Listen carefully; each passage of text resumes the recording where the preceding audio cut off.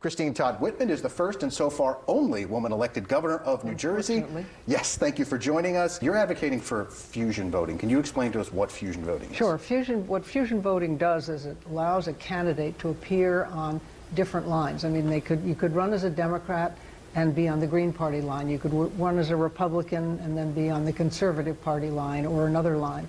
And what that does is it starts to break the hold that the parties have. It means that if, for instance, if the candidate who wins has one of these parties as their main, as a substantial backer, then they're going to be listening to them as well as to the main party. So you can cross-endorse, basically, like they do in New York State. Yes. You can have a... Now, this was tried out in 2020. Congressman Malinowski tried to run on another line, but a court stopped that. Court stops that, and now there is a court case that's supposed to be decided, I believe, by the 4th of June.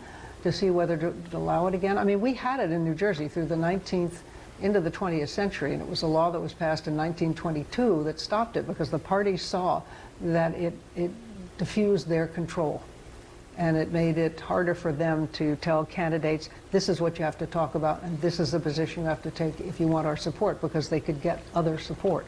So separately from that, you're also an advocate for the Forward Party. Right. And I want to make the distinction between the two. Is it fair to say that sort of the fusion voting would be the road, and the Moderate Party is the car you drive on that road? They're two separate things. Right, those are two separate things. And Forward Party is a separate party, supporting the Common Sense Party, supporting fusion voting here in New Jersey. Around the country, what we're really advocating for is open primaries and ranked choice voting, because that opens up even more opportunity.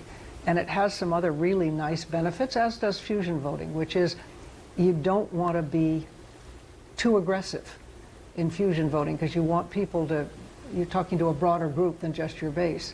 With ranked choice voting, you don't want to be hated by anybody because you want to be at least number 2 on everybody's ballot. Because what happens in ranked choice voting, if you have open primaries ranked choice voting, a state can determine it's going to be the top 3 or the top 5, but you can vote for everybody who's running for, let's say, governor. For any office, and then even for president. any office. And then what you do is you rank them. This would be my number 1 choice. This would be my number 2, 3, 4 down the ballot, or across the line, however that particular state does it.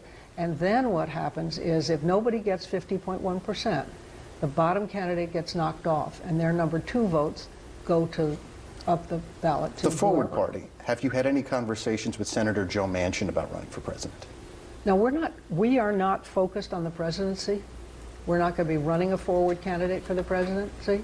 We've certainly talked to Joe Manchin about Forward, but we're, if you really want to change this, what we're about is breaking the hold of the 2 major parties, because right now they're the 2 things that control what issues are taken up, especially in Congress, how they're decided, how candidates can think. I mean, after I won my re-election in 1997, I was asked to run for the Senate.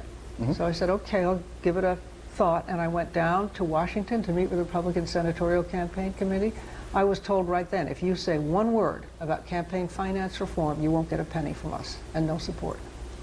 That might be across both parties. Are you no, it works on both parties. Sure. Believe me, both parties are doing this, and that's why it's so important to open the process so people get people who actually will represent them, not the party. I want to read you something you wrote in an op-ed last month. You said the crude bargaining over the elevation of Kevin McCarthy as House Speaker, the shameless responses to the first of several possible Trump indictments, and the impending entirely artificial crisis over the debt ceiling are symptoms of a zero-sum 2-party electoral system. How can you say that if one party is doing all those things and it's the Republican Party? Well, because there have been other instances where the Democrats have been doing that kind of thing. In this instance, it's different because Kevin McCarthy gave away so much in order to hold on to his job. But this is it is absolutely indicative of what's wrong with the party system, because he got elected and then he had to cater to this base. And without them, he will lose his speakership. And that's what he cares about more than the policy. They could come to a decision. They could actually, and don't forget, the far left of the Democratic Party, that's having influence too. Right. I mean, they have a very strong position, and in order to get anything passed where the Congress is close as this, you're going to have people from both sides. Yeah. And it's very hard to get anybody to break from what the party is telling them they have to believe and they have to support. And do a deal. All right, former Governor Todd Whitman, thanks very much for joining us.